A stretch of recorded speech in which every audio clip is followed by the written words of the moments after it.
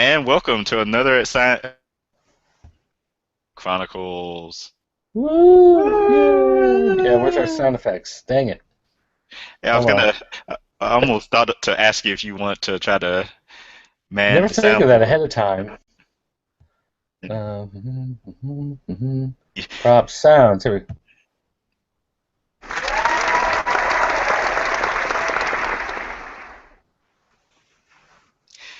I am your host, Tim Dio Double G,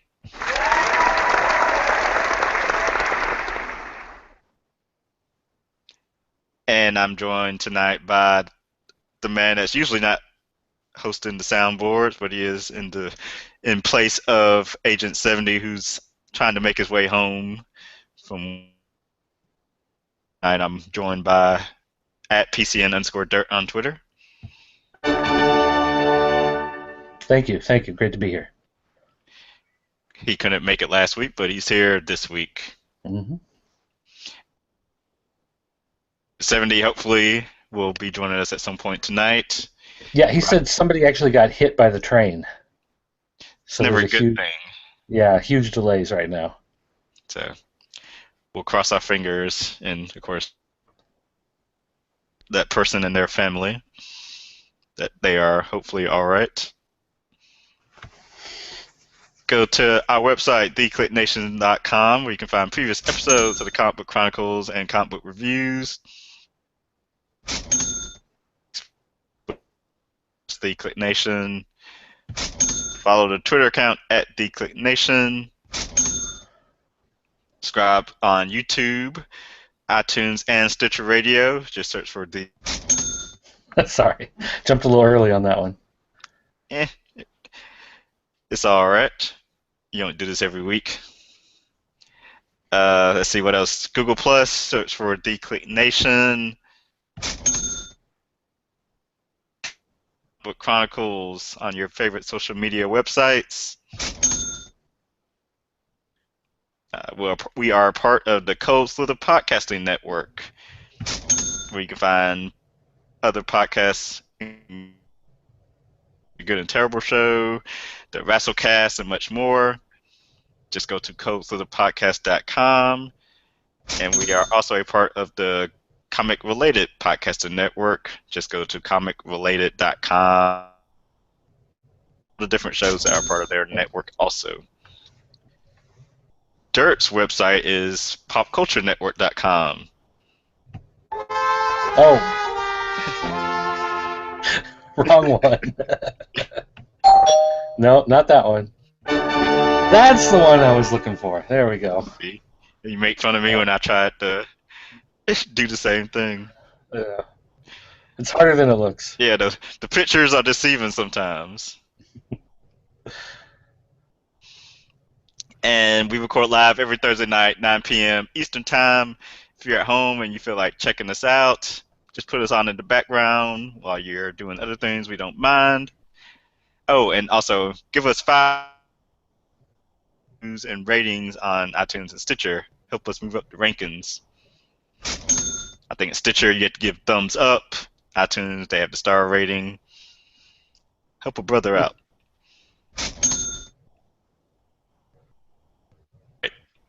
So to, we'll switch over to the news now.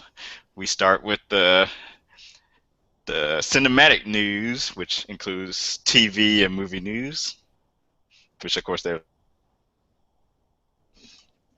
First up, Spider-Man may appear in Captain America 3, but not with Andrew Garfield. Boo. So I'm assuming a couple of the news segments will involve information where Sony was hacked and a lot of uh, emails were secret emails were leaked to the public. So supposedly Marvel been discussing including Spider-Man in the Marvel Cinematic Universe. They're at a supposedly we're at an impasse, but now I think there's newer news coming out that it could still be in the works or Civil War. Hmm. That's one of those wait and see. Yeah, it's kind of one of those I'll believe it when I see it. Yeah, and I actually think it probably could happen. We did find out today both sides have been talking about it. It wouldn't surprise me. Hmm. Mark Singer to join the Arrow flashbacks. Not sure who that is. Uh, Min Nighy Nighy Watanabe approached for Doctor Strange's Ancient One character. Constantine C. Uh, Batman vs Superman script addresses Man of Steel violence criticisms. What Hmm. does that mean? Perhaps in the script, that maybe they just address some of the damage that was done during the Batman vs Superman, or during was it? I give the battle damage for Yes, the the battle city. damage. Yes, Gotcha. it's highlight Age of Ultron action scenes. Some CW comic book TV news. The Flash recruits the Tomorrow People's alum Peyton List, Captain Cold's sister, whatever that character's name is. I'm so behind on all those shows. I wanted to watch Constantine. I wanted to watch Flash, and I thought you didn't you watch know, that stuff. I didn't like Arrow, but Flash was okay. I kind of enjoyed that one, but I only watched like the first maybe 3 episodes, and then just fell out of the habit of watching weekly TV. And Constantine, I thought the first one was okay. Like it wasn't great, but it seemed like it was kind of on the right track. It might take it a couple episodes to kind of get its feet. Right. But I just, watching weekly TV is just not something I'm really used to. So I'm more of a Netflix binge watcher. So I wish I could get into the. I still like watching stuff live. hmm. I'm like I'm a old, as you can tell, I'm an old person. Even though it's like I'll record stuff, but then never actually make the time to go back and watch the stuff I record. Hmm. Well, most of the And time, it's TV shows are just on, in the evening, and when in the evening is when I'm doing stuff. You know, if I'm not if I'm not doing stuff with the kids or getting them ready for bed or whatever, then I'm out. The evening is when I go out and do stuff. That's when I'm, visiting other human beings and going to the bar and whatever. So it's just the idea of watching TV in prime time doesn't work for me, and I don't have a DVR. So if I don't watch something when it airs, then I'm gonna have to download it or stream it, online. So Hulu was kind of nice for that for a while, but the selection on Hulu is not the greatest. So usually I just kind of go to Xfinity on demand and just see what's on there and maybe catch up with something. But otherwise, just have to stream it and download it from somewhere. so you are a Netflix man. Yeah, pretty much. I've got both, and every now and then I'll open Netflix, Hulu. I don't know why I still have it. It's like, eh. It's funny. I might have mentioned this. Oh, actually, I mentioned this on another podcast I was on this week. That'll be released next week. I was on a podcast from Colts of the Podcast for his classic team up. I believe it'll be released the week of Christmas.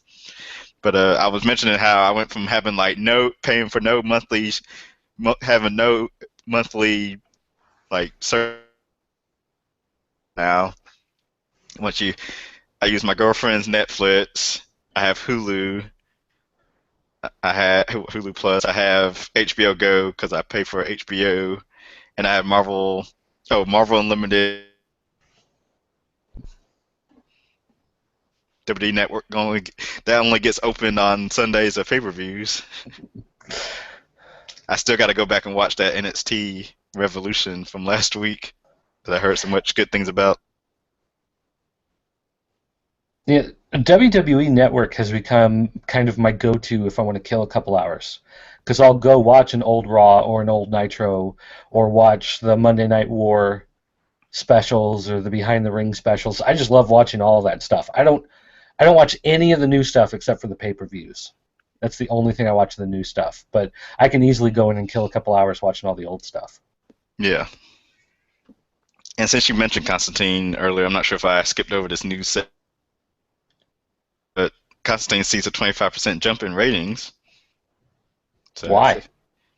not sure. I don't know if they had a guest star, or if that was the episode where the Spectre guest starred or not, or what. But Well, I know it's been having some problems in the ratings, and some of the actors have been, going on Twitter and Instagram and asking people to watch the show. So maybe that's had a difference.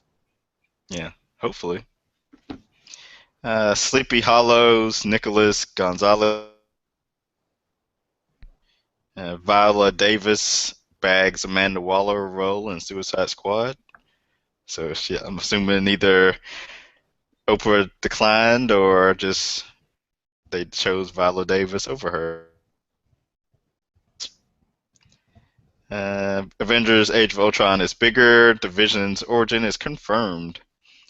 Hmm. So I know, was it like Slash Film had this big interview that's been making the rounds with, where he's been talking about, making Avengers 2 and how he wasn't even sure he was going to do an Avengers 2. And, discuss I and Scarlet Witch and Quicksilver. So I'm sure that's what that deals with. I just dropped my bandwidth, so hopefully that'll. Hopefully that helps. Let's see. So in comic book news, uh, hmm. Batman Arkham Knight prequel comic coming in 2015. So the prequel comic is related to the Batman Arkham Knight video game that comes out in 2015. Hmm. Spider-Man takes on the criminal underworld in Spiral, which I believe issues being written by Jerry Conway, coming back to Spider-Man. Art by Carlo Barberi, whose art I've been enjoying lately. And I think it deals with that who started appearing. I'm assuming during Amazing Spider-Man and then throughout the Superior Spider-Man book. Uh, Marvel leads November.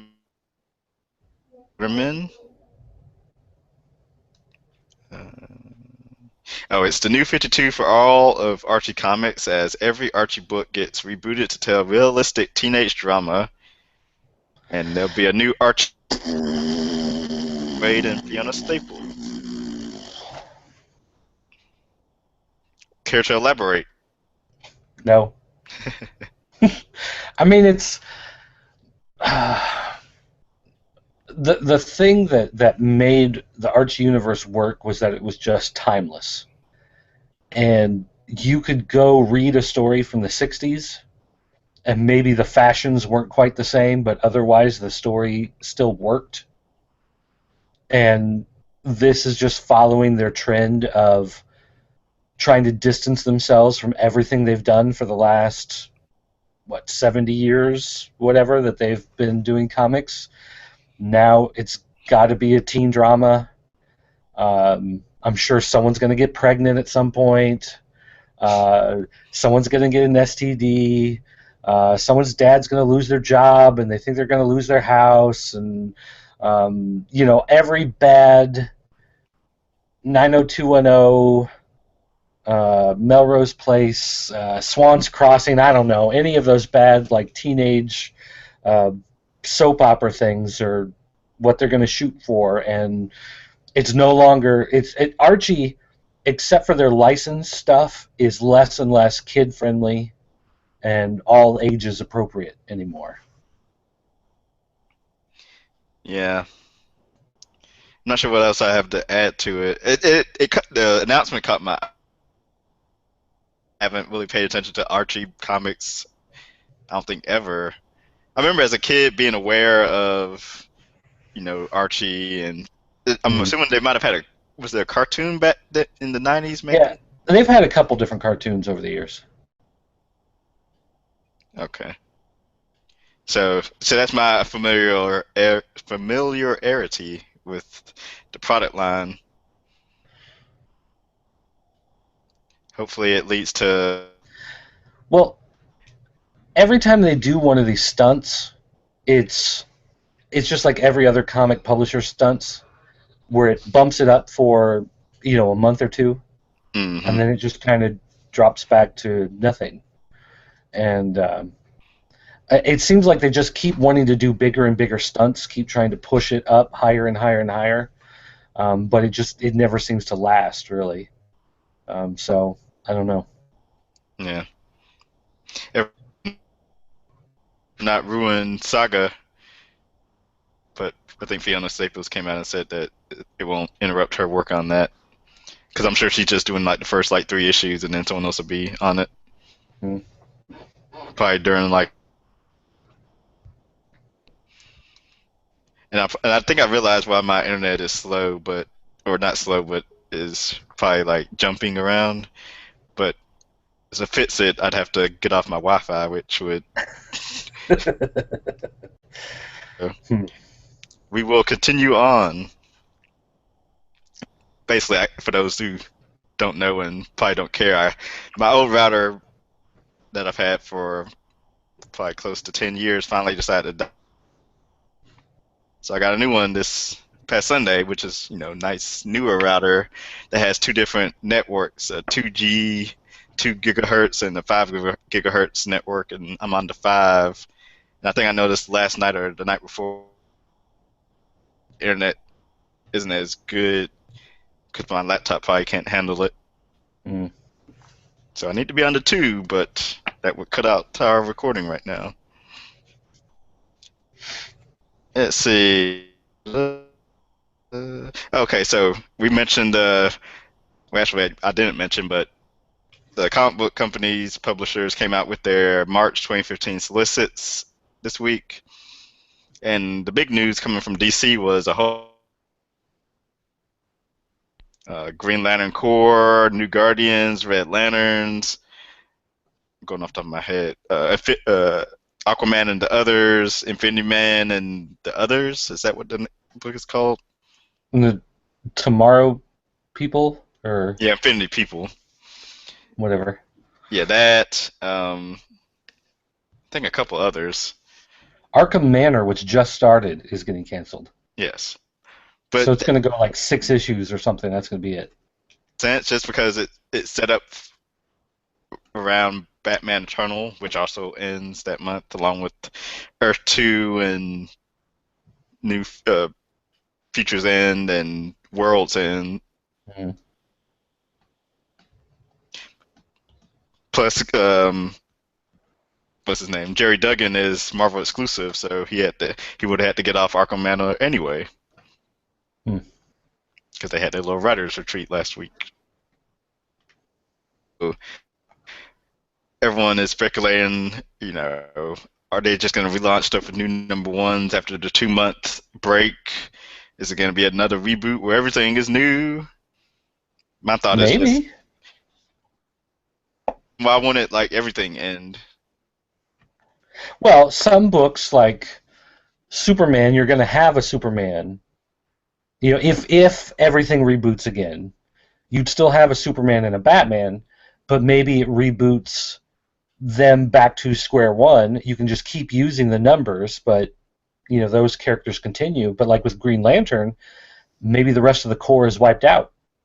Maybe it goes back to just him on Earth, and he doesn't know about the other ones, or maybe it goes all the way back, and we get an Alan Scott on Earth who has a weakness to wood, but there's no Guardians, there's no Green Lantern Corps, there's none of that stuff. I mean, who knows? It's as someone that's not that never grew up as a big DC person, it is at least a little exciting to see like, hey, what do they have planned? It is, and I've always enjoyed the alternate Earth stuff. I've always enjoyed whenever they do the time travels, the Crisis type stuff. I mean, Crisis for me, when I was growing up, that was the story that turned comics from a kids thing to a more grown up thing. It was a long drawn out story. You met new characters. Characters died off. You had all the alternate Earths and everything. So that's really a key part of my development as a comic fan. So every time they do something that's time travel or alternate Earths or a crisis tie-in type of thing, then I always really enjoy it. So So that um, means you're enjoying Multiversity and looking forward to Convergence. I'm looking forward to Convergence. I'm not a big fan of Multiversity just because I don't like the way Grant Morrison tends to write it. Um, the one from this week with Thunderworld, all the Shazam characters, that one was okay. But some of the other ones he's done as part of that series, I haven't cared for at all. So it just kind of depends on how it's done, and I don't particularly like Grant Morrison's way of doing it. Okay. Yeah, I haven't got to the so I'm gonna try to check it out. At least flip through it. So yeah, so we'll just have to wait and see. Of course, we'll find out in like 2 more months or 3 more months when the Solist Convergence is over, come out to see what they have planned. Where was I? We talked about that. So war will begin after Convergence. Powers returns with a new number one and a new jumping on point.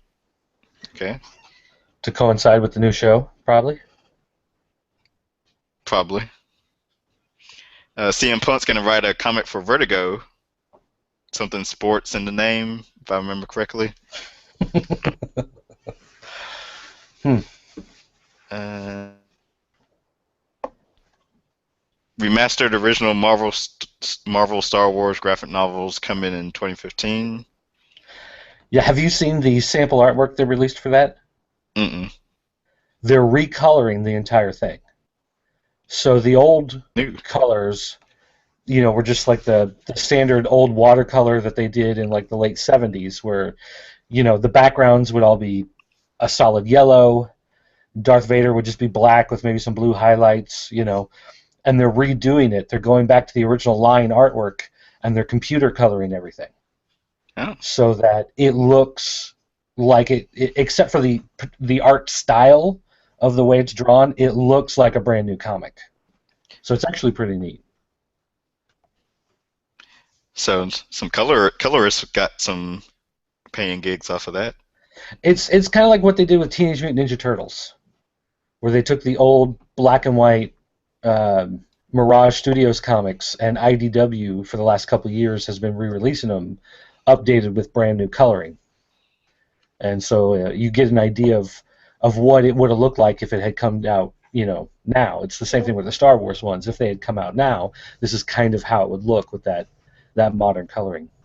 But also kind of fixing the problems that the comic books did back in those days, where if you watch Star Wars, a lot of the ships for the special effects, especially when it opens, they're all in plain white hallways and with these plain white panels. And when they did comics back then, that just didn't look exciting enough because you couldn't really do anything with the coloring of it.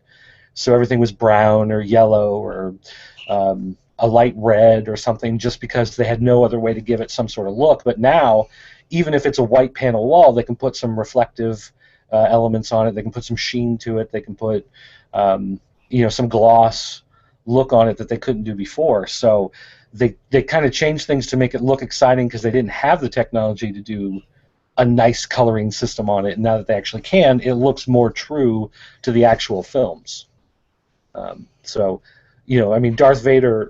Darth Vader's not a black suit with blue highlights, but that's how they always did it because they had no other way of really showing it off. But now they can do the modern coloring. They're actually making it look more the way it should. So it's really kind of neat to see how they do that stuff.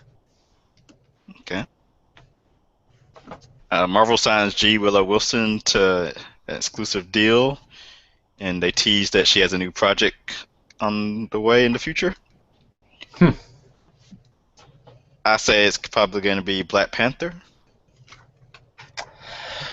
You know, Marvel just released their 2015 calendar through Diamond comic distributors this week.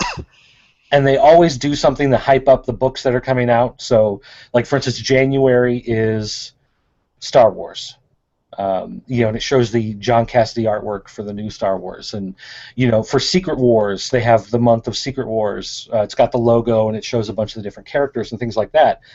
But I notice as you go through the year, they're less and less specific about what's coming out in each particular month because they haven't planned all that way far ahead.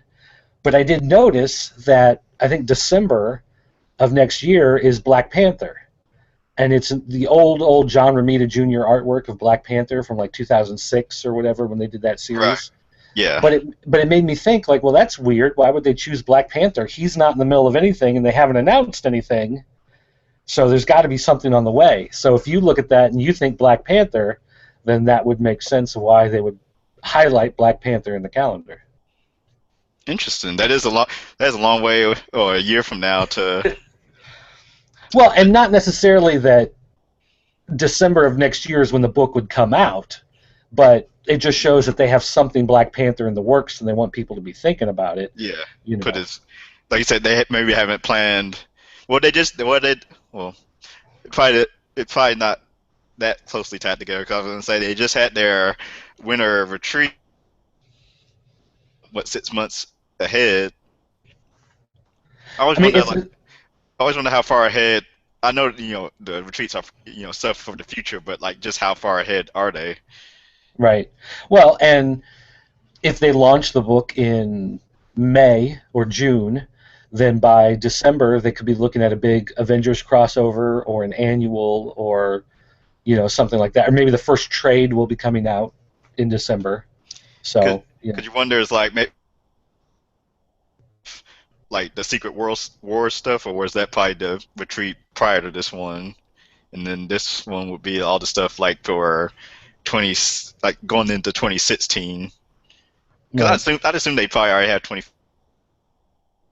for the most part. Just thinking You would out think loud. so, but you never know.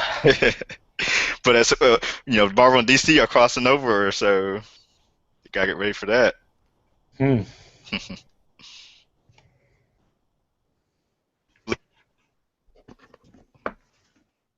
So they're finally, I guess, since they came to terms with his estate, they're finally putting out work and celebrating him.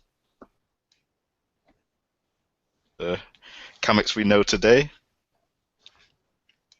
Mad artist Jack Davis retires after 60 plus year career. All 50 free comic book day 2015 titles now with pictures and text. Zenoscope celebrates 10 years in 2015. And Janine Schaefer to leave Marvel Comics for Los Angeles, which I just saw that news as I was opening the spreadsheet tonight, getting ready.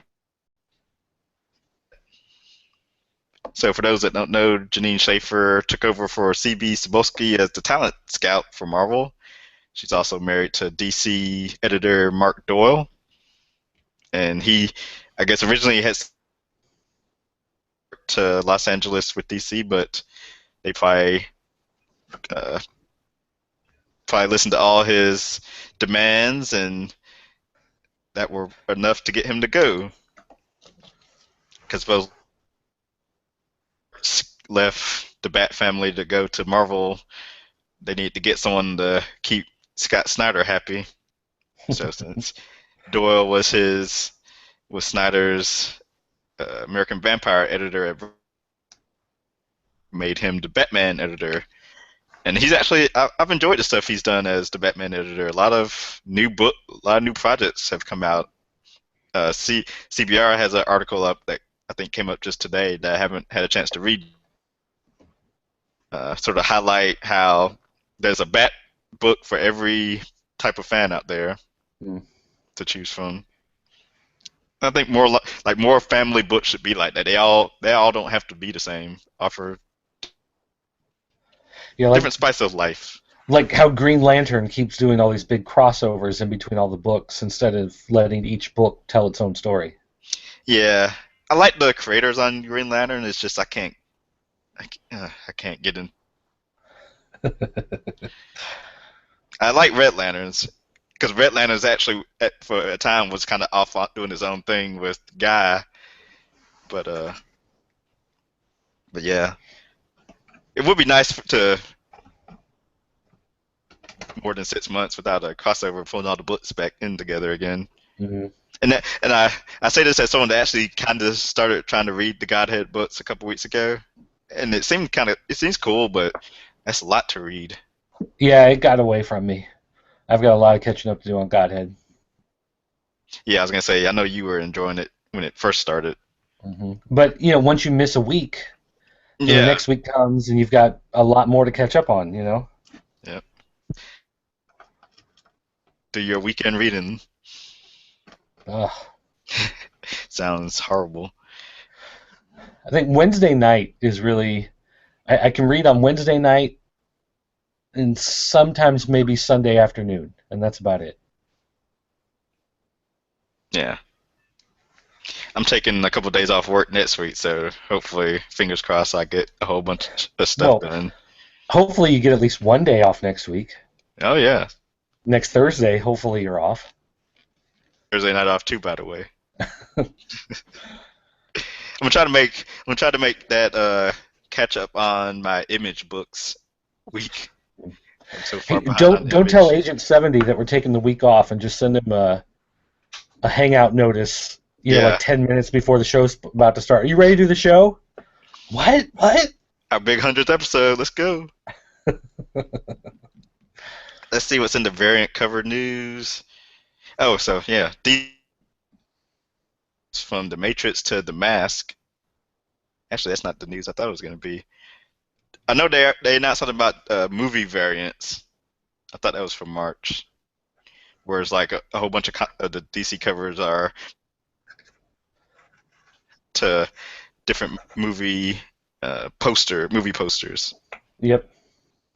Although there's no Tron, so why bother? Let's see,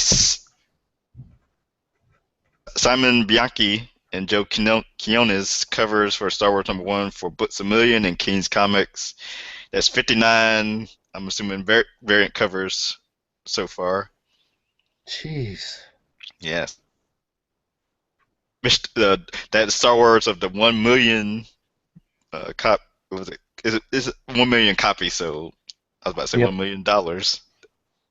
That wouldn't be accurate. Way more than $1 million. All right, so time for me to read our ad for the Codes of the Podcasting Network. This week it's from audible.com, free 30-day trial. I should have read this beforehand. So today's podcast is brought to you by audible.com. Get a free audiobook download and 30-day free trial at audibletrial.com. And then it says I'm assuming it's by Codes of the Podcast. Over 150,000 titles to choose from for your iPhone, Android, Kindle, or MP3 player. For you, the listener Chronicles podcast, Audible is offering a free audio book download. Is that the same thing I just read?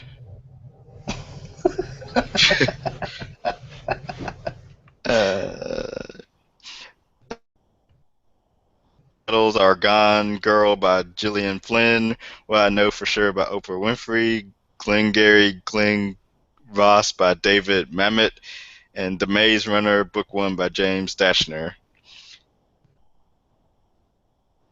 Book today, go to audibletrial.com/Codes of the Podcast. Again, that's audibletrial.com/Codes of the Podcast for your free audiobook.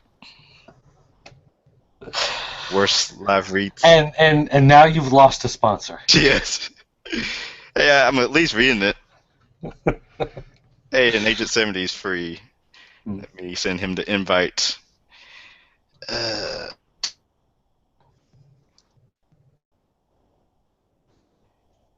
name is always different. I have to think of what name to send the invite to.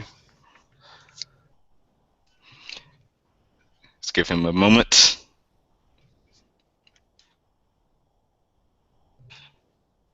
While that's going on, I can update the spreadsheet with what I read this week, which you read a lot. I did read a lot this week. Yeah. After being, taking, you weren't here last week, and then the previous 2 weeks, you didn't read anything. Well, I read like one book. Yeah, one or two. Yeah. Let's see. Oh. I guess while we wait for him to come, is there a book that you'd like to start us off with? Oh, wait. Is he coming? Well, we've got his logo. What more do you need? Yeah. We need the sound effects. Let's see. What can I talk about real quick before we get into a whole lot of other stuff? Actually, did you happen to read Miles Morales this week? No, and I'm kind of mad I didn't. I was gonna try to read 2 books before the show tonight. Well, okay. Here's what I I'll read tell you. neither. In Miles Morales #8, they finally explained why his dad disappeared and why they're starting to explain why his dad hates superheroes so much. And so they're giving you this backstory about Mhm. everything that's happened with Miles's dad. And it's a pretty awesome backstory. When you see what happens with his dad, you really understand why he's been acting the way he's been acting around Miles, and especially why he disappeared. But 2, all the art is still from David Marquez, but the background, the backstory that they show, the flashbacks, it looks entirely different. It is a completely different art style from So he what changed he. his art style, huh? Yeah, so for the flashbacks, it has a different, like a grittier type look to it. It's a lot darker. There's a lot more shadow. Um, he does some funky kind of 80s hairstyles in a couple of them. That's pretty cool. Um, but I thought, I was reading through the book and I thought, well, this is a different guy. I wonder who this artist is. And I went and checked the credits, and sure enough, it's just David Marquez. Um, Same guy who always does it. He just changes up his art style for the flashback story. So I was really impressed with how he was able to pull it off. And so again, story is great, artwork's great. It's explaining a lot of stuff that you just have questions about from the series. So I gave it a thumbs up. I really liked it. Nice. It's a good book.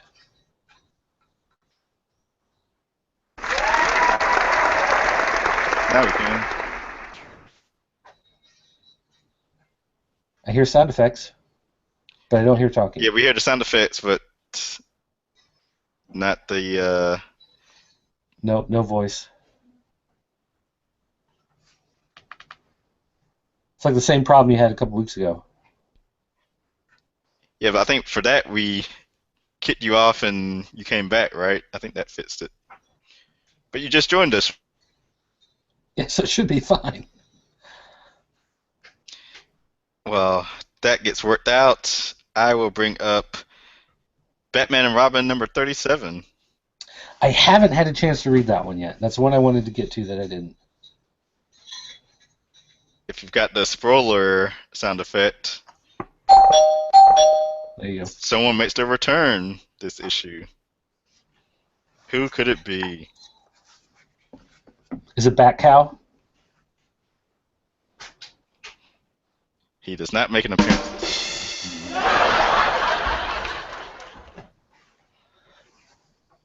Thank you for that, Agent 70.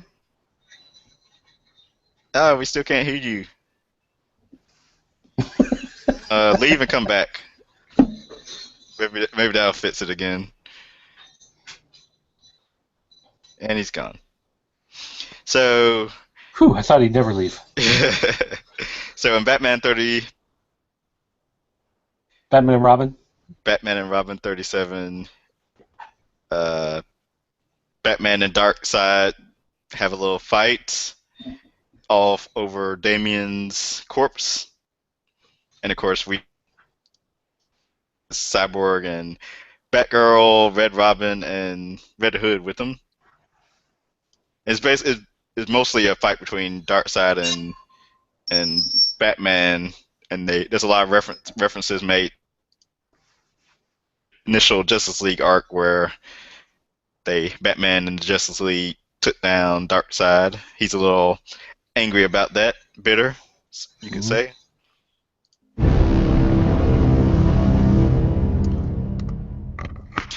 But I've been loving this series so far.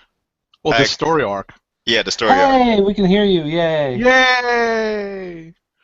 So, hey, this is Andy, everyone. I'm here. What's up, everybody? I was trying to chime in on the Miles Morales art bit. I too did not realize that was Marquez until I went back to the beginning and checked the credits. Yep. And regarding this Batman and Robin issue, it was strangely compelling up until the point where they get to the end and the thing happens that everyone doesn't want to spoil. And then I was kind of like, okay. But the lead up to it was pretty good. I enjoyed that. That's pretty much what I have to say about this. I'm kind of curious to see where they go from here. But, if you've been reading or listening to some of our news stories, we already know what's going to happen to Damian post this. So. Yeah, but what if we live a life that's spoiler-free? That's right. Well, too bad. You're in the wrong business. Seriously. Love it. Dirt and myself have tossed out a book. Is there one you'd like to bring up for discussion in Agent 70? Sure. This is what I get for missing the entirety of the news, so I'm going to have to go back and read all that later. So you've tossed out Miles Morales and Batman and Robin number 37. Did anyone read Batman number 37? Yep. So on my way home on this extended commute tonight, I was able to squeeze in Batman 37 on during the ride, and it was a pretty interesting read. Although it does feel like we've been here before, it's just slightly amped up. It's a mix of various Contagion storylines, and they even bring in some hints of what am I thinking of? The movies, in terms of quarantining and kind of closing off Gotham City. Kind of what happened in the first one with the Scarecrow gas. Exactly. So, it's an interesting take on the Joker. It's it's just escalating. And I'm not so sure I'm comfortable with how they're the direction that they're going in. Right now, we're still in the middle of this endgame storyline. I'm not sure how many more chapters there are. I think we're right smack in the middle of it, so it's definitely a bridge in the story that gets from the beginning to the end. We're in one of the middle parts, and it's probably one of the more dramatic issues I've read of Snyder's recent run, because it's it's the Joker, it's the end game. So there's definitely some some drama in this, as opposed to maybe some subtle character development. Well, and I just kind of enjoyed the way that you see that Joker this time around, especially in the New 52, he's much more. I don't even know what the right word is that I'm thinking of, but he prepares a lot more. He doesn't just jump into things. You can see that he's planted a lot of seeds. He's gone back and photoshopped archives of the history of Gotham to kind of build on his own personal legend and done a lot of things to play mind games that are just kind of beyond the usual thing that you'd think of. He's not just kidnapping someone's daughter and tying her to a giant Joker card and hanging her over a vat of acid. God forbid, the good old days. Well, it's been done several times. Mm-hmm. So I like the fact that they do set him up as somewhat more intelligent than that. It's not the Adam West, bad guy villains with these crazy outlandish schemes. His schemes are, they're still big. They're still, life-shattering for many people, but they are a lot better thought out. Did you have to kind of flip back to Batman 36 to figure out how we got from 36 to 37? No. And do you recall what happened at the end of 36? I don't remember. So it leaves on. Wasn't he in? He was in Arkham Manor. Correct. He was in the clutches. Right. He was in the clutches of the Joker, and what's implied is that he gets shot. And the opening scene of 37 is nowhere near that, the end of where we left off at 36. So, forgive me for having to kind of flip it open again to figure out the one thing. I didn't have a chance to take notes, but the one thing that that gave me that I had some issues with was how we bridged from 36 to 37. See, it's been so long since it feels like I've read 36 that it didn't even, I remember the broad strokes of the storyline. Right. So, it's like, oh, you're right, Alfred's daughter, got it. And I just kind of moved on from there. I didn't... got it. It didn't even process the rest of it. I'm glad you did bring that up, though. When you go back and flip to it, you'll see what I mean, and then you'll think, well, how did we get here? I wonder if he was already hallucinating from the fear toxin at that point. Possibly. And it's also interesting now that I have a chance to kind of flip through it again. I was thinking as I was reading this, so we have certain capabilities established for Batman villains, and obviously the Joker has got to have some sort of chemistry background or something to come up with this toxin over and over again, because they imply that Batman's had to come up with over 100 or more antidotes every time a new variation pops up. And it's interesting to see how not just that he's a planner, but that he's probably a brilliant biochemist.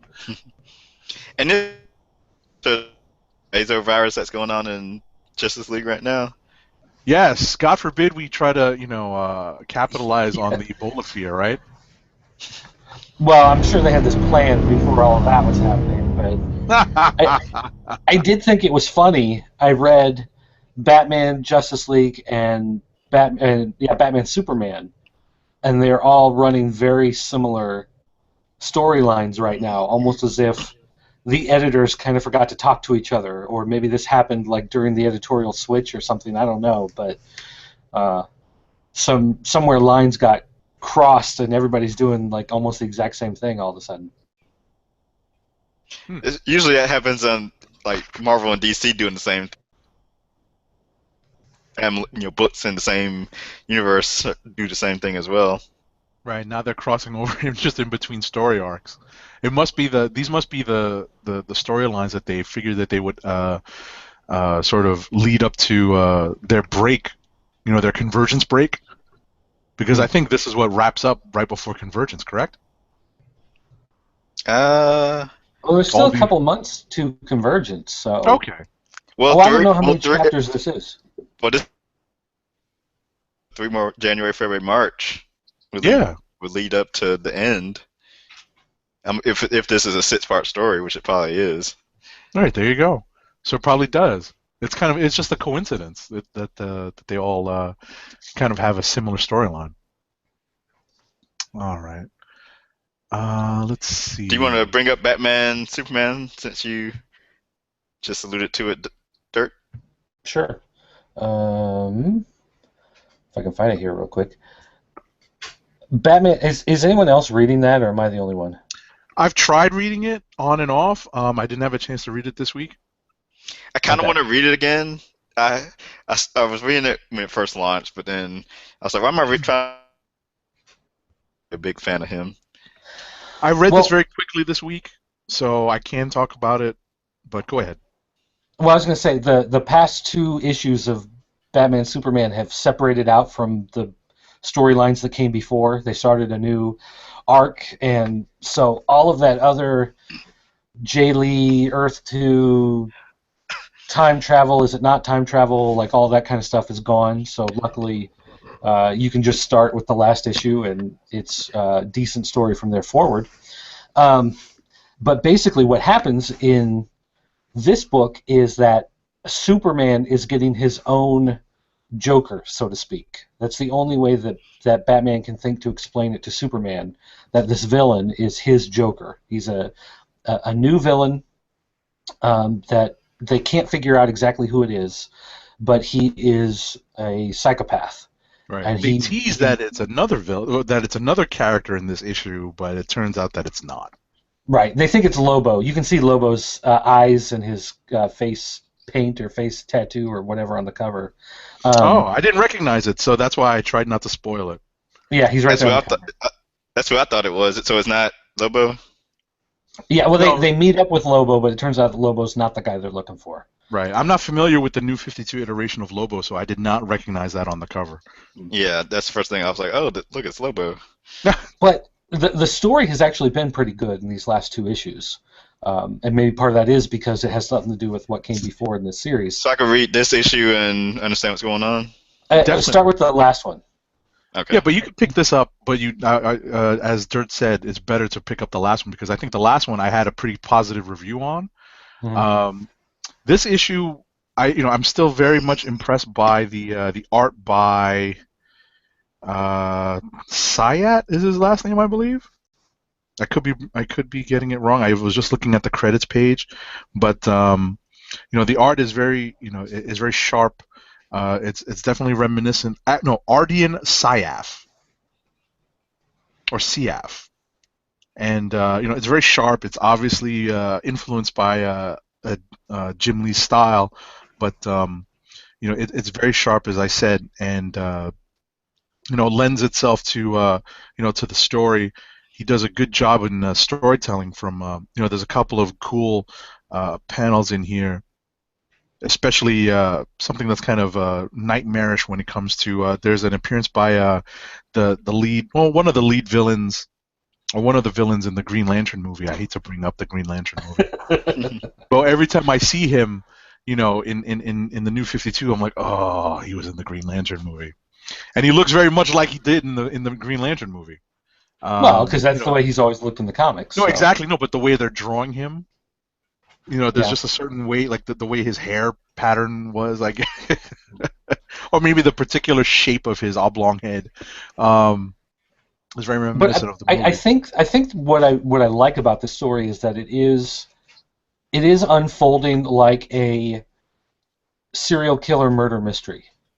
I mean, that's really how it seems to be playing out. If you've seen any movie where, FBI agents or the local police force or whoever are Right. trying to track down this serial killer who's got an agenda against a key character and taking out people that mean something, or in some cases just substitutes, people who stand for something, who symbolize something. Mm-hmm. That's exactly what's going on here, Right. and I really. And this is the enjoy classic type of twist, right? And I was going to say this is the classic twist of, the almost, or at least the prime suspect becoming, a secondary figure as the main culprit is still, to be found. Right. Especially they think that one person is responsible for it, and he turns out to be another victim. Which, Right. of course, is he victimizing himself, or I mean, you always have that stuff going on. So I enjoy those types of stories. So I've really enjoyed this arc. So I'm really looking forward to see how it plays out. This is some of Pac's best stuff. Read. Yeah. Mm-hmm. All right, let's see. What else did I squeeze in this week? What else did I read? Did you read the Justice League?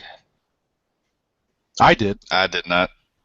Continuing on this idea of similar stories, this is similar to what was happening in Batman, is you've got another virus on the loose, and Superman, Batman have to figure out what's going on, and basically, Lex Luthor created a virus that was supposed to take the superpowers away from a superhuman, but it has this unintended side effect that it empowers people who don't have powers. Right. So people with powers lose them, and people without them gain them, and so it's caused this. Obviously, it's a problem when that Right. It happens basically with, causes, the capabilities of the Amazo android to be kind of replicated in organics, by a human being. So That's it's where it comes that's from. exactly it's an interesting twist on that idea. The the art in this, I'm sorry to harp on the art again. This is Jason Fabok, who, as we all know, as I've always said, when you see him drawing Batman Eternal, that's the issue to pick up on, because there's something important happening. So he's now I think the main artist on Justice League, and he does a credible job. As I said, he's he's definitely got the Jim Lee style down. The story, there's an interesting bit in here about Luthor and Luthor's sister Lena.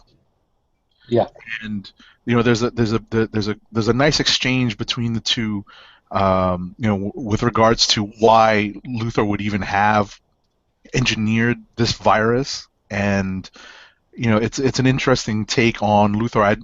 Listen, growing up, I didn't even know Luthor had any siblings, and it's interesting that they've introduced one in the New 52, and giving him kind of a slightly deeper backstory with the sibling as opposed to just the father-son relationship that we've known before. Mm-hmm.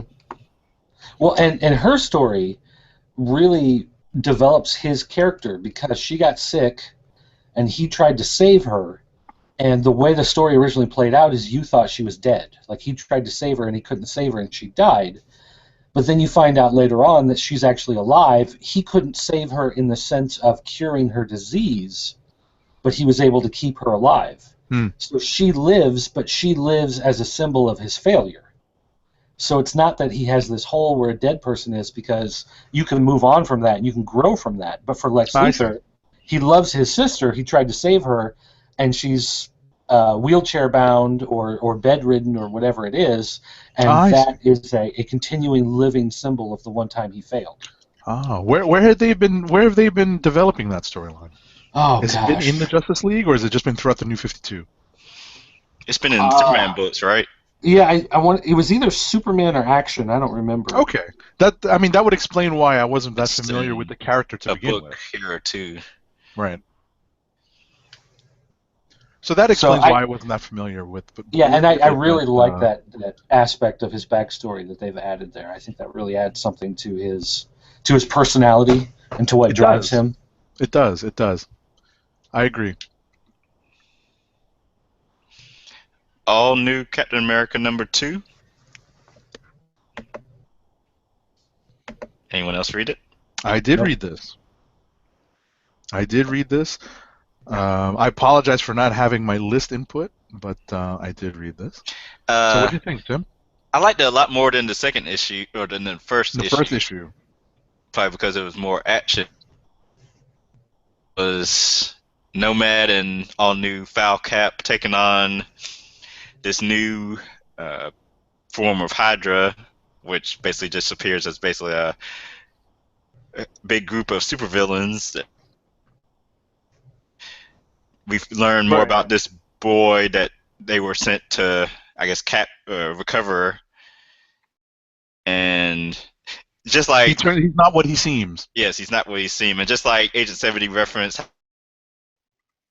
previous issue of Batman, I need to go back and reread all new Captain America #1 to remember how we got to this point. Yeah, because I was like, wait, how elevator? What? So I need to refresh my. I did the same thing. Luckily, I was able to flip back to my my copy of All New Cap #1.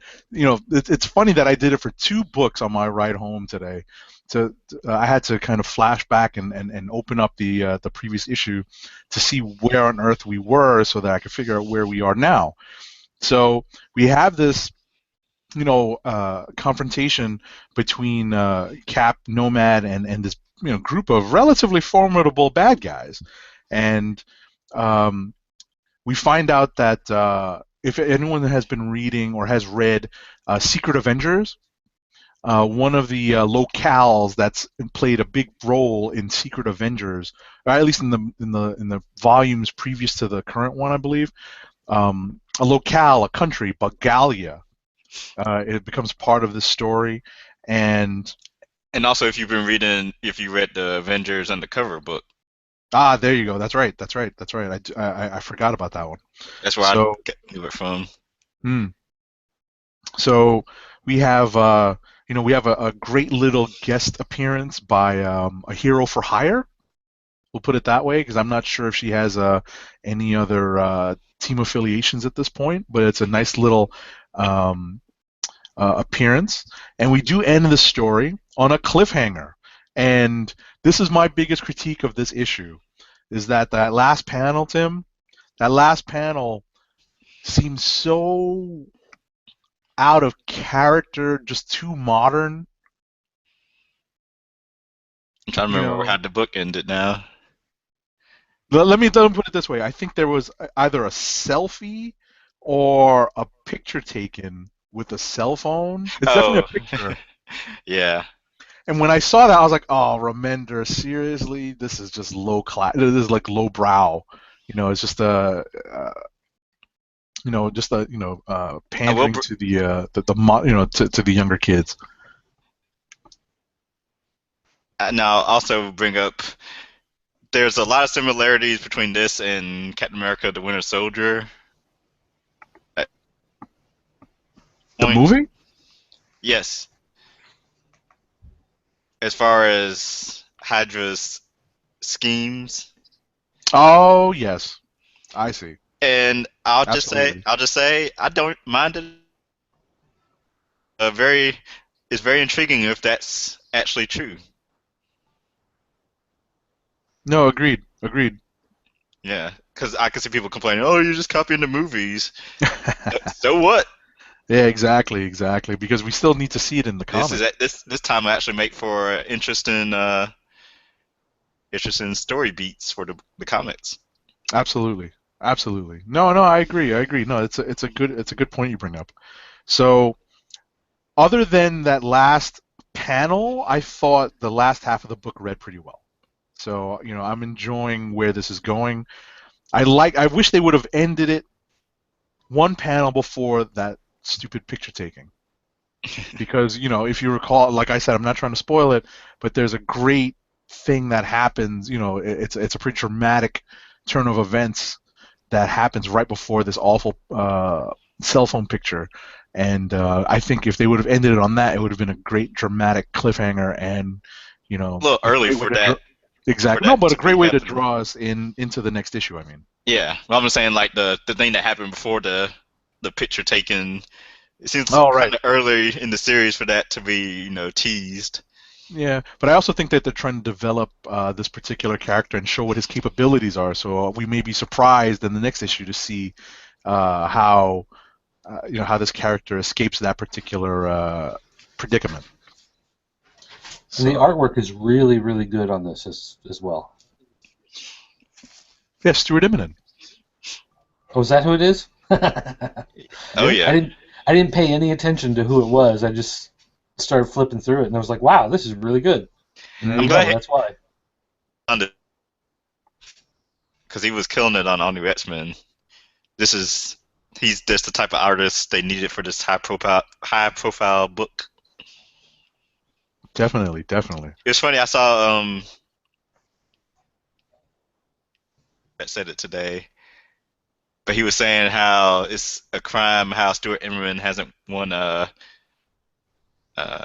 Eisner Award yet, and I agree. All right. Okay. All right. Let's see what else. God, there's so much stuff out this week. Yeah, Y'all read more than I did. Looks like.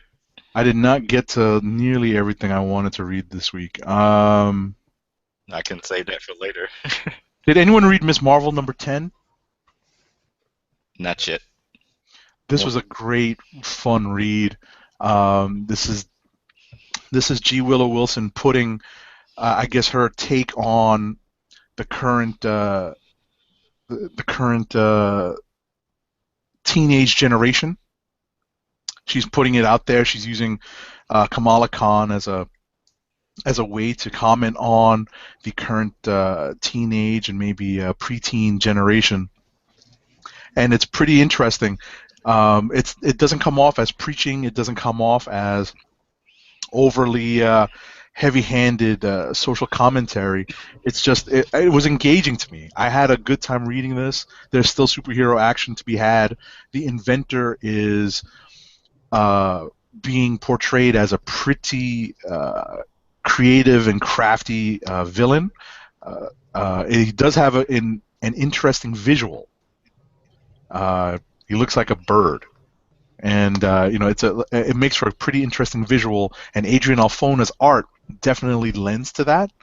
The style is quirky, but it works so well for this. As always, his lockjaw is one of the best lockjaws, because he comes off as cute, but still, big and an inhuman dog, or an inhuman turned dog. It's just a great story right now. I'm enjoying this. This is one of my candidates for Click of the Week because of how much fun I had reading it. It's one of those books where I don't mind recommending this to people who were looking to pick something up. It continues a great run. Nice. What you got for us, Dirt? How about Deathlock? You ready to read Deathlock? That came out this week? I've read the first issue, but I haven't read second or third yet. I read the second. I did not read this issue.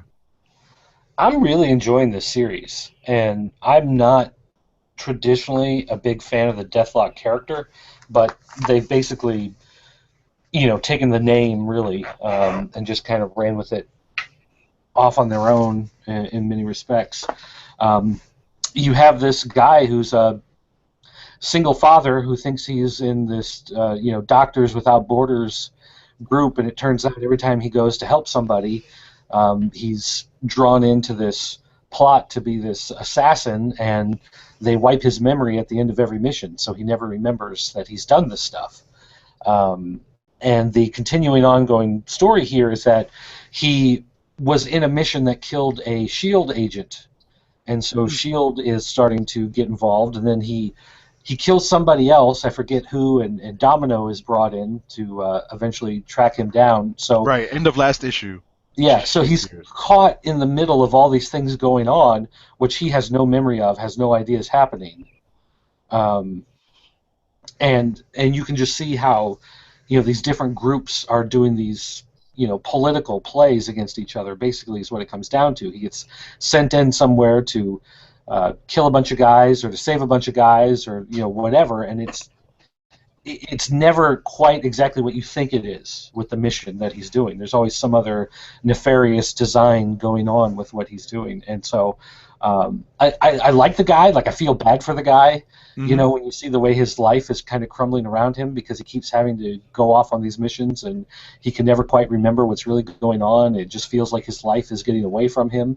And at the same time, I'm just enjoying the intrigue of what's happening and how this web is being woven around him, and I'm really looking forward to see what eventually happens to this guy with the storyline. It's almost to a degree, if you take the idea of RoboCop, is what came to my mind with that whole man versus machine aspect going on with it, and the fact that he has very little control over what his life really is, even though it's only at these particular moments. And then when they wipe his memory and send him home, he's back to living his regular life without knowledge of what's been happening. I just find that it's just a very intriguing story. I really feel for the character, and I'm really enjoying what's happening. Excellent. I'm glad you like it. And like I said, Nathan Edmondson should be writing every gun-toting Marvel character. I Oh, think he's he is. great on Punisher. He's great on the Activity. Speaking of the activity, did you happen to pick up this week's issue? I have not read it yet. I was surprised to see it back out on the stands. Yeah, so was I. But I noticed that Mitch Gerard's was not on Punisher recently, so I wondered if he was working on this. Right, and here they are. And it was funny. The first thing I noticed, obviously, I have not had a chance to pick up the physical book, but I noticed it in the comic list, and you can see it right there on the cover is the price point for this issue. Yeah, well, it's an oversized issue. It's very thick. Right, that was eye-popping right away. It caught my eye, and it's funny that would be the first thing that catches my eye on a book that I've liked. Since I started since I started reading it, but it caught my eyes, and I thought to myself, why is this $4.50? Not having a physical copy, I couldn't tell you that it was an oversized issue until I started flipping through it. This issue tells pretty much a complete story. Beginning, middle, end. It's almost like an old-fashioned comic where they squeeze in pretty much an entire story in one issue. And I guess they needed the extra pages to have enough room to tell it. And I enjoyed this because it was a one and done issue, because you didn't necessarily have to go back and understand where all these characters were coming from. It took me a minute to kind of get my bearings and retrace what I remembered about the activity and this particular special operations group, but it was a well done issue. It was a good read, one and done. There's some sad, for anyone who has read the activity before, there is a sad incident in this book. I don't want to spoil too much of what's going on. I'm going to hit the bell sound anyway. But something sad does happen, and we have to move on from there. But if anyone has missed the activity, I have. Obviously, with the Punisher and Black Widow and Deathlock, there's been a little bit of a, if you're reading those books, there's been a little of you've had your Nathan Edmondson fix and even a Mitch Gerads fix. But it's nice to see the activity back up and on the stands. So this is another sleeper candidate for a Click of the Week for me, because I had a lot of fun reading it, and it's a great thing to have a one and done issue. Yeah, and it's kind of funny because just maybe 2 or 3 weeks ago, I was looking at the stands at work as I was putting comics on the rack and putting things back in the right place and whatever, and I ran across the activity, and I thought, oh, I wonder if this book's been canceled because they haven't done it in so long. And then sure enough, here we got a new issue. So I'm happy to see it. I'm happy to see that it's still going. It's great stuff. It's really well done. Georgia's own Nathan Edmondson. He's actually from my old hometown. There you go. All right, let's see what else. Did anyone read All New X-Men number 34? Yes. What'd you think? I'm trying to remember what happened in it now. Remember, I just read all this stuff on this long ride home. I'm pretty sure I read it last night. Like a typical Bendis book, it seems like, not a lot happened. There was a lot of words being formed, but not a lot happened. I'm even trying to remember how the issue ended. Like, what was the big hook for the... Because there hasn't been a villain... They don't reveal, right, they don't reveal... it's a, oh my god, ending to this book. And All New X-Men are in the Ultimate Universe, but there's been no villain for them to fight. It's just been them experiencing different characters from the universe. Yes, I guess there's interesting stuff with Doom and Beast. Yes, that's kind of out of the blue too. And we learned that Miles has a crush on our We knew this already. 616 Jean Grey. But we knew this already. Which will probably be played out in the future. Spideys have a thing for redheads, right?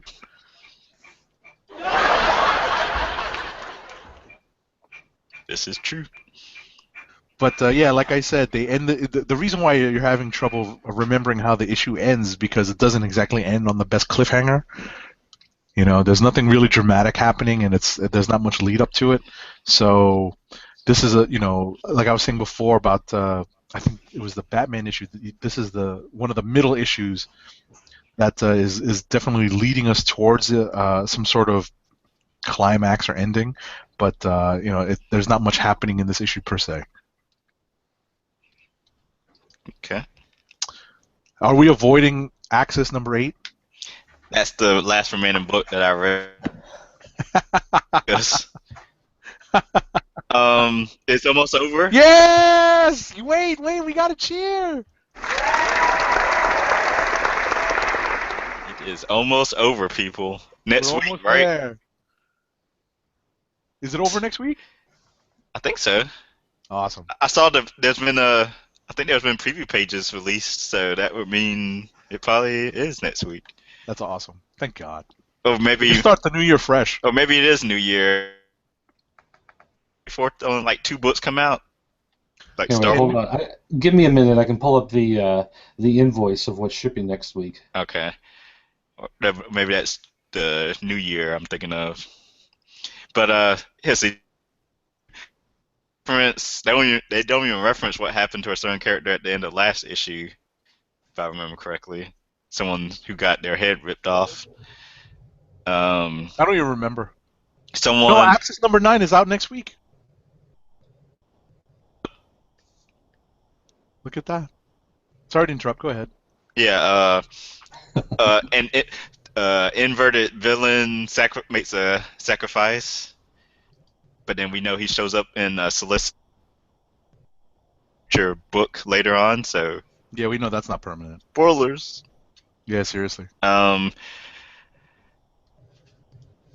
bunch of fighting between inverted Avengers and heroes and X-Men, and I don't feel like. I mean, since I haven't really enjoyed this much, I don't feel bad about spoiling stuff from it. But there was a great. Listen, you know what's funny about this issue? I actually enjoyed this issue when it ended because there's a great. Well, one thing is, if you recall our conversation about Axis last week, the character that we all heard was coming back finally came back. Right? And boy, was that just like out of nowhere. Out of nowhere!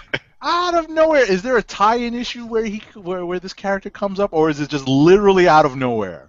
I thought he was dead. Very dead. I know his brother was dead, but isn't he dead? And then he like turned evil. I thought. Right. Okay. Wait. Here we go. Spoiler alert, people. I mean, honestly, I didn't read those issues, but I remember at least looking up like Wikipedia. Yeah. A while ago. No, very a while dead. ago. Very, very dead. But you know what's funny is that the explanation is that Doom made a Faustian pact with a demigod. So I'm wondering if this wasn't with Loki. It would have to be with someone that had enough powers to resurrect the dead, which I guess Doom already did that in Avengers World 16. Right. So hey, bring back more dead people. And I do remember at least when this person had their own solo series a while ago, or a while being years ago. That did they fight Doom in the first arc? I think of that. I bought that series and I don't remember. It's embarrassing. I own that series. Because I wasn't collecting comics at that time, but it seemed like I remember at least flipping through like the bookstore, like Barnes and Noble or somewhere like that, seeing this person of like New Orleans. Right. But my favorite part of this book, people, and it actually made, if we could pick a scene of the week, a favorite scene of the week, my favorite scene this week was seeing the Cap armor from pre-Mark Waid Captain America. We're going way back to the mid-90s here. So that costume has been seen. Yes, the Cap armor. The last time that that the super soldier serum was like what was not the last time because it's a common trope in the Captain America comics, but the super soldier serum was like breaking down in Steve Rogers' body. It's not spoilers because this happened a long time ago. Um, Forcing him to wear armor, and this was basically a nod to where 90s comics were going, and they tried to armor up Cap, but this led into one of the great rebirths of the Captain America comic book, led by Mark Waid and Ron Garney. And it was a great, great storyline. It's one of my favorite Cap storylines. But this is a precursor. This was immediately preceding that storyline, and seeing this armor come back kind of made me giggle, like literally giggle. I was like, "Oh my goodness, I can't believe they brought this back." But you can tell this is what Remender's sort of mining, that mid '90s, all the mid '90s Marvel books. If you go through all his current Marvel stuff, that is what Remender is mining. The Onslaught era, this era of Cap. It's kind of funny that Remender is kind of mining that time period to make old things new again. So, like I said, that was one of my favorite scenes of the week because it just made me laugh. I think I laughed out loud on the bus, where there's this huge crowd of people trying to get home late on a Thursday night, and they're just like, "What is this crazy person doing, laughing, looking at his tablet?" And I saw that, and I just couldn't stop myself. It was hysterical. This series seems like a whole bunch of like out there. Here's something. Even as cool as that final image was, just kind of like, hey, here it is. Yeah. And here's the supposedly main villain of the whole story that you haven't seen since issue 4. I don't know. Where's he been the whole time? I don't know. Why did they? I guess Jarvis hid him or something. Captain Right, America hid him in plain sight. Right, hid him in plain sight. This story has been very hard to read. I'm wondering if you think it's going to read better in collected edition, or just reading it all at once. Nope. You don't think so? Nope. All right. I think it pretty adamant about it. Aftermath. I'm ready for Uncanny Avengers to relaunch. I'm ready for all that. That'll be good because it'll just be Remender dealing with his characters, and he can get in their heads and do what he does best. But yeah, this. Why? I got you. This is one of the times where Marvel shouldn't have taken someone's idea and expanded it to this big crossover event. Could have kept it small. Rant over. All right. Let's see. What else do we have up? Caught some DC this week. Yeah, sorry for being a little disorganized. I didn't have a chance to write down anything I read. I was just sort of reading things as I was traveling. Actually, has anybody been reading the new Wonder Woman? No, but I know that that something happens this issue. I read the previous issue and I was like, nope. Nope. I don't know. I enjoyed 36 fine for being a technically, I guess, a soft relaunch with bringing in new creative team and everything. Basically, what's happening in the last couple issues is everything crazy that's been going on with the Wonder Woman character, with all these different things that they've done.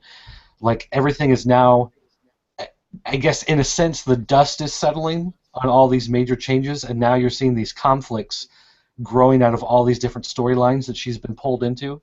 So she's the queen of the Amazons, but she's never there. She's the ambassador, to man's world as part of the Justice League, and so she's always being pulled away. She's the god of war. She's taken over the job from Ares, but she doesn't quite understand what that really means, or how it all works out, or what all is at her disposal.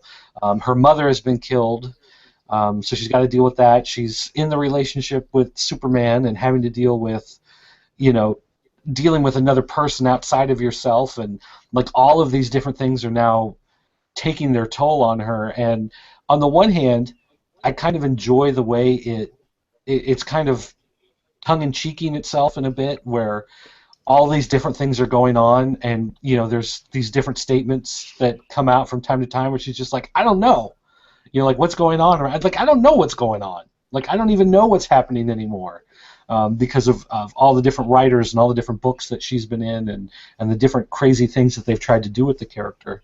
And I just think it's kind of been fun to see how they play with that. But then also here at the end of issue 37, you do have a major character return on the very last page. So without giving it away or any big spoilers, if you're a fan of the mythos, you kind of know what character has been missing within the New 52. Then here you go with this, the character returning here at the end of issue 37. Mm-hmm. So it's one of those things where even if you're not too familiar with the character and you haven't been reading the series as it's been going along for the last couple of years, you can start with 36 and 37 and you'll be fine. Nice. And of course, Absolutely. the tease at the end. And the artwork's great too. Something to look forward to. Oh yeah, it's Finch. It's pretty. Yeah, it is. It is. All right. Let's see. What else? No one read Spider-Woman #2. I know it's going, or Scarlet Spider's #2. Some Spider-Verse stuff, maybe. Speaking of which, how did Roddy Cat not have the new Spider-Woman outfit in the news? Shame on you, Roddy. What happened? Spider-Woman got a new costume redesign from Chris Anka. Really? Yep. When did this drop? Today? Today, this morning. Oh, okay. That would explain why I didn't know. I like it. Interesting. Practical. It's kind of like the Batgirl redesign. She's got a jacket and like goggles, no mask. Really? It'll debut. I guess they announced it. Playable character in Spider-Man Unlimited mobile game, and I guess the new outfit will be in that. But it'll make its comic debut in March 2015 when the new arc starts. Wow. Street level approach. So after the whole Spider-Verse stuff is over with, I guess she'll be hitting the streets, and Ben Urich will be a what do you call that? A guest star. Mm-hmm. Or at least yes. A big part of the supporting cast. The supporting cast is what I was looking for.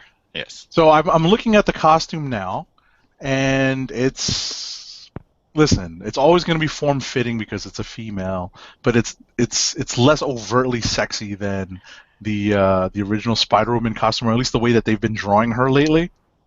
So it is more practical. It definitely looks more super spy-ish. It's definitely much more in the modern vein of an outfit that's been put together as opposed to a superhero costume.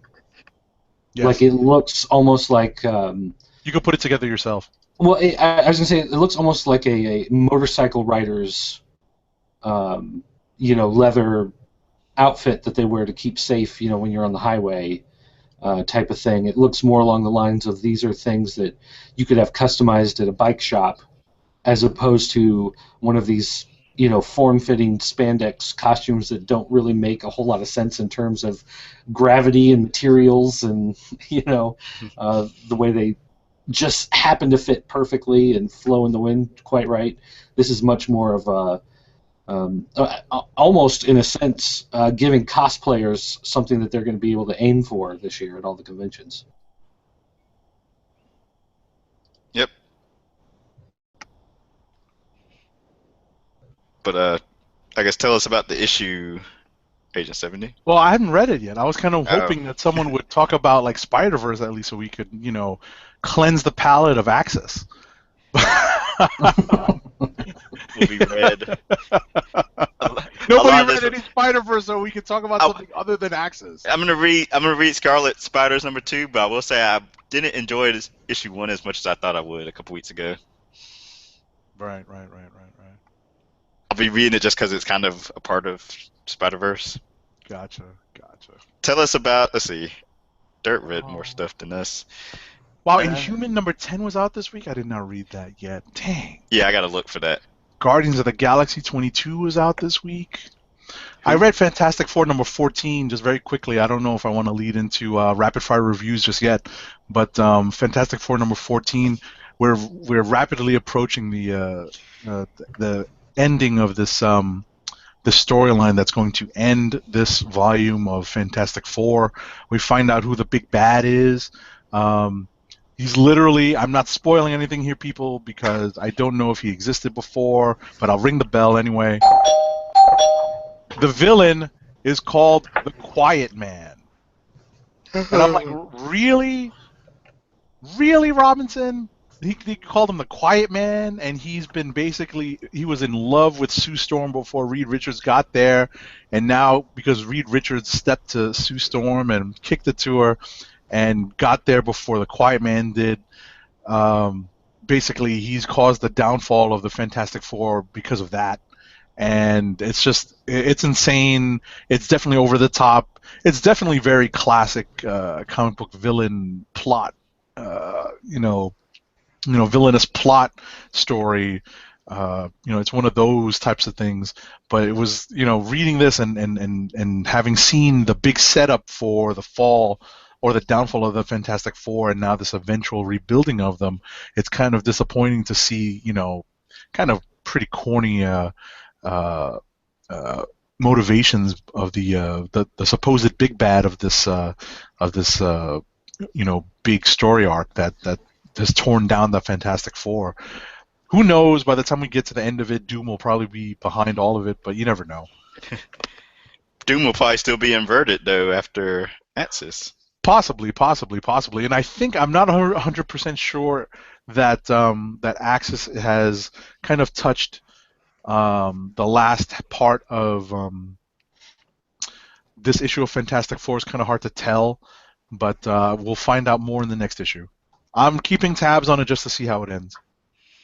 Plus, isn't he kind of doing heroic-ish things and time runs out?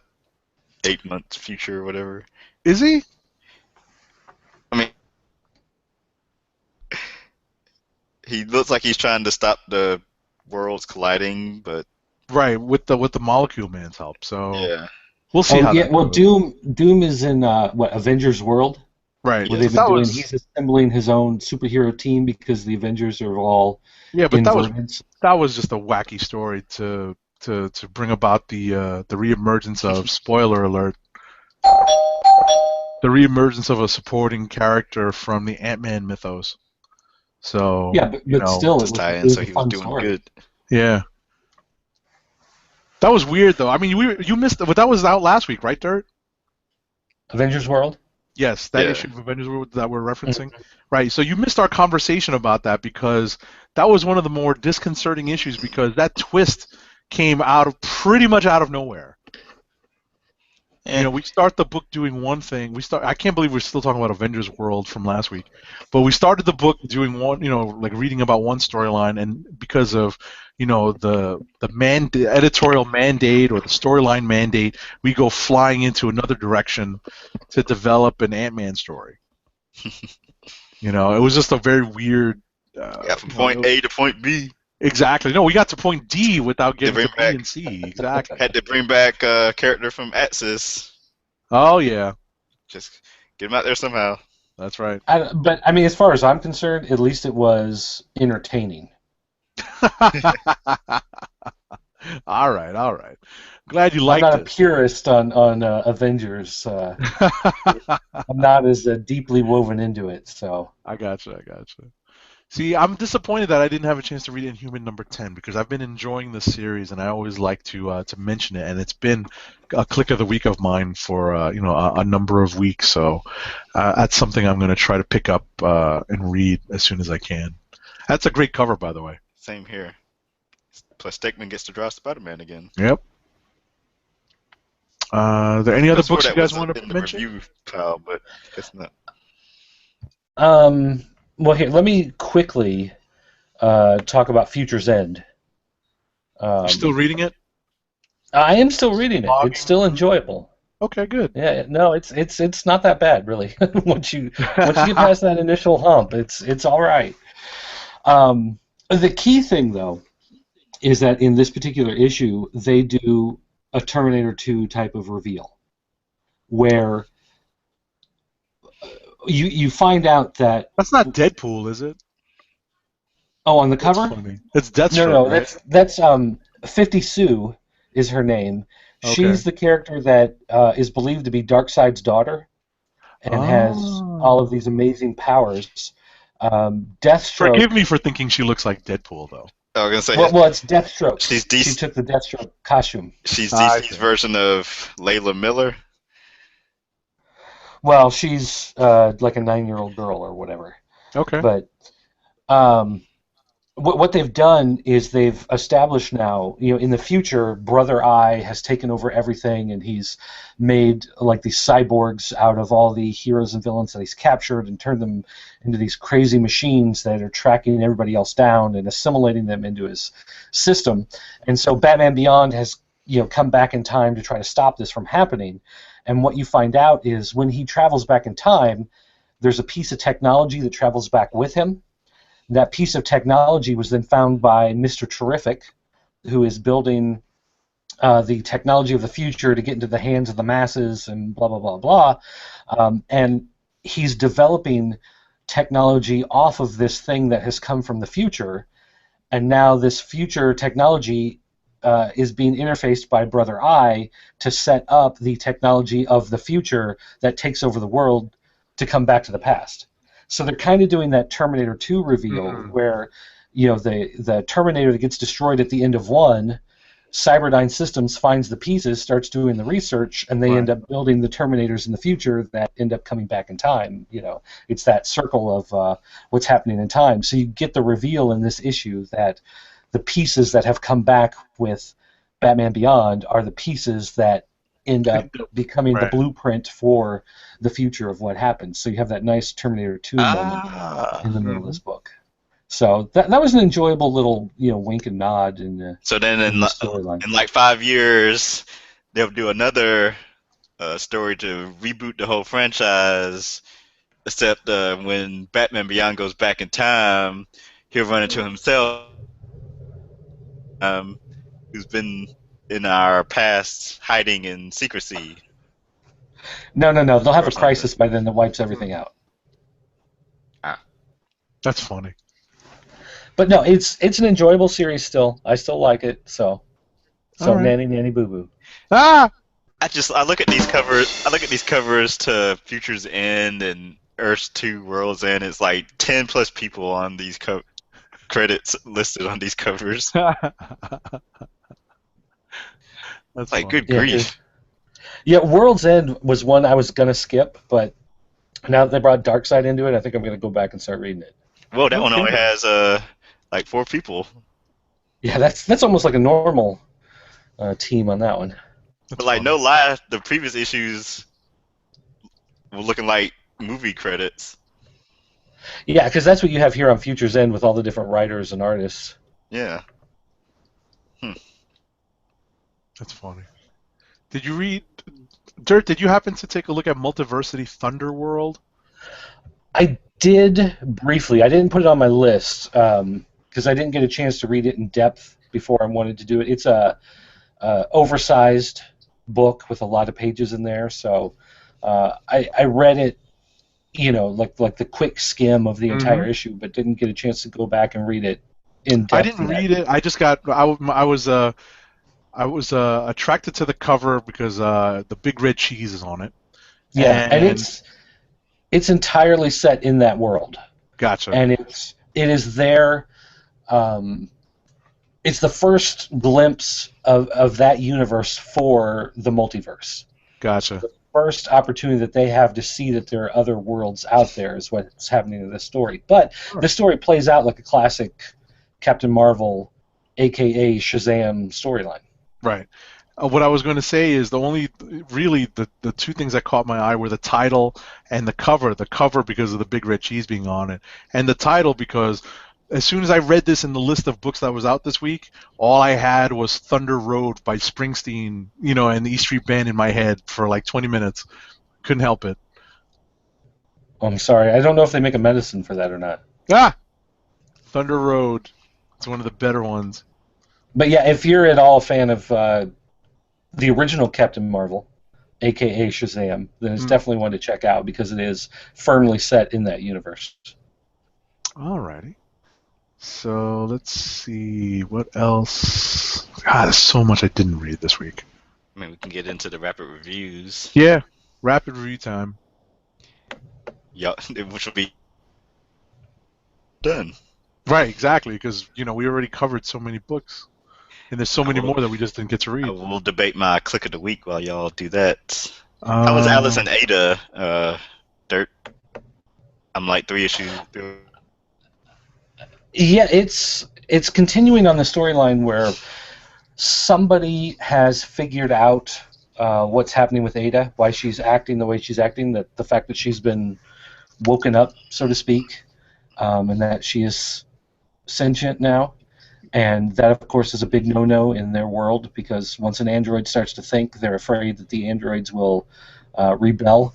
And so they've been trying to keep it a secret, but somebody has figured it out. Dun, dun, dun. And so Alex is still trying to protect her, but now she's suddenly trapped in a bad place with this person, and it looks like the secret may be revealed to the world that she is in fact alive. All right. So again, it's a subtle, quiet story. Like it's very much it's much more about the characters than it is about the actual plot of what's happening, the way the characters interact with each other. But it's one that you have to read at some point. It's like this is going to be one of those books that I don't know if per issue there's any like particular standout per issue of this series, but once it's all said and done and collected, it's going to be one of those things that I think everybody needs to read. Nice. Have they established the duration or the run of the book? Not that I'm aware of. Okay, so there'll be multiple volumes probably. Okay. Yeah, a lot of their other books have gone like 6 trades worth, 5 or 6 trades worth. So Gotcha. You'd expect that this is going to run for a while before the story runs out. Gotcha. All right, cool. All right. I mean, I've mentioned pretty much every book I read this week, so no rapid reviews from me. The only other book then that I have to say anything about this week would be Star Trek, which they've been doing the storyline with Q forcing the Enterprise from the new movie universe into the future to see what it looks like when they disappear from the timeline and put them in the realm of Deep Space Nine. And you find out that Q hasn't done this simply for the sake of just playing around with the humans and seeing what's going to happen. Q is actually doing this because the Q continuum, whatever you call his race, they are actually threatened by the characters known as the Prophets from the Deep Space Nine universe. In the Deep Space Nine universe, within the wormhole, you had these beings of energy that lived that were never really quite explained. They were just referred to as the Prophets, and some people worshipped them, and somehow Cisco had this connection to them, but it never was really fully explained. It was just one of those ongoing kind of mystery things that they were allowed because it was some other life form that humans couldn't really comprehend and deal with. But these new adversaries of the Prophets have appeared who are very similar, but whereas the Prophets seem to want to help humanity or bipedal humanoid life forms, however you want to word it, these other ones seem bent on destroying it. And somehow the war between these two races is threatening the Q. And so the Q have actually brought Kirk in because they think that he may actually be the guy who is just crazy enough to figure out a way to stop this whole thing. And so that's why he's been thrust forward into this weird alternate future, because somehow the Qs have learned that all these shifts in the timelines and all these parallel universes and everything are somehow all connected. So if something big enough happens in one, it can have ripples in the other timelines. And that's kind of what we saw with the whole idea of the Star Trek franchise being rebooted, with them Right. going back in time and Changing the causing timelines, yeah. seeing these big ripples. So he knows that even though this is an alternate future and could be considered a parallel universe, whatever, if something big enough, bad enough happens, it will threaten everything else, past, present, and sideways. And so Kirk is apparently the one guy who's just crazy enough to maybe be able to get involved and stop this thing. So it's a fun storyline, and it plays on a lot of the classic Star Trek. Every time they did time travel stuff and mirror universe stuff and all that stuff is just kind of touched upon and played with in different ways here. Right, and it's nice. I haven't read this. I've enjoyed your recaps of this series, especially this recent arc, because it brings back a lot of fond memories that I have of Deep Space Nine and Next Generation and the Q stories. Yeah. So I really appreciate the fact that you bring that you bring this up and that you're reading this. I'd like to go back and read this. So, Well, I'm and very happy that you're bringing it up. one thing that's really key about this series is that the artist that they have here, Shastine, does a lot of photo reference in the figure drawing. Okay. So when you look at Kirk, it looks like Christopher Pine. When you look at Sisko, it looks like Avery Brooks. Like a lot of times you have artists who will, they're doing a Star Trek, so they draw a Chinese guy in that Sulu, and Right. it doesn't quite For look the sake, like I was about to say, for the sake of either speed, deadlines, or style, they tend to, draw it, on their own. But I enjoy that, when we have these licensed books that have actual people, actual actors portraying these characters. I enjoy the photo reference. I enjoy seeing that. and it really works in a book like this where these are actors that they are, bringing to the book. Like it dead on looks like the actors that they And are it supposed adds to the experience, right? It really makes it much more convincing. Because in your mind, when you think back to it, you think that that's Sisko. You don't think that's a drawing of Sisko. In your mind, you picture the actor because that's who they've drawn it to so closely resemble. Excellent. I'm glad to hear that. I'm glad that you like this book so far. And like I said, I'm enjoying your recaps of it, and it's making me want to pick it up. So yeah, that's cool. And there's only one more chapter left. So when the next one comes out, you can sit down and read the whole story. Nice. So, click of the week time? Yes. All right, let's do. Since I brought it up, I will throw out. I'm torn between two books I really enjoyed reading this week. One of them was The Activity, number 16, and Miss Marvel number 10. Was it this week? Yeah, Miss Marvel number 10. I'm so torn between these two. Very, very good books. Pretty much on opposite ends of the spectrum in terms of what kind of story they want to tell, but they're just very fun. I'm so torn. I'm going to go with Miss Marvel because it was engaging front to back, some interesting conversations between Kamala Khan and some of her age. We'll call them her peers. They're not necessarily her friends, but they're of the same age, and she's having some fairly serious discussions with them, and it's just really interesting. Very well done. G. Willow Wilson has a great sense of where she wants to go with this character, and she's really developing a great character and a great story. So I'm going to go with Miss Marvel number 10. It's can't recommend it enough to people. Nice. I will pick all new Captain America number 2. That's a good pick. Other than that that cell phone picture at the end. Just all good art, good story, even though it's still the beginning of the story. I like the seeds that they've planted. Mm-hmm. Lots of different ways the story can go. Looking forward to seeing what they have planned.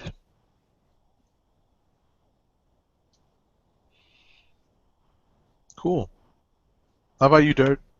Well, I'm going back over the DC side.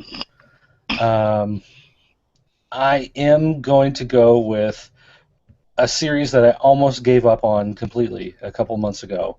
I'm going to go with Batman Superman number 17. I'm Oh. really enjoying this, the mystery aspect of it. Like I said, it's like one of those movies or TV shows where they're tracking down a serial killer type of thing. I just love the way that they're toying with the characters, the way you feel like you're looking at clues and hints, but you Mhm. just don't know what they mean yet. Now, would And you so, enjoy this story if Jay Lee was drawing it? sure.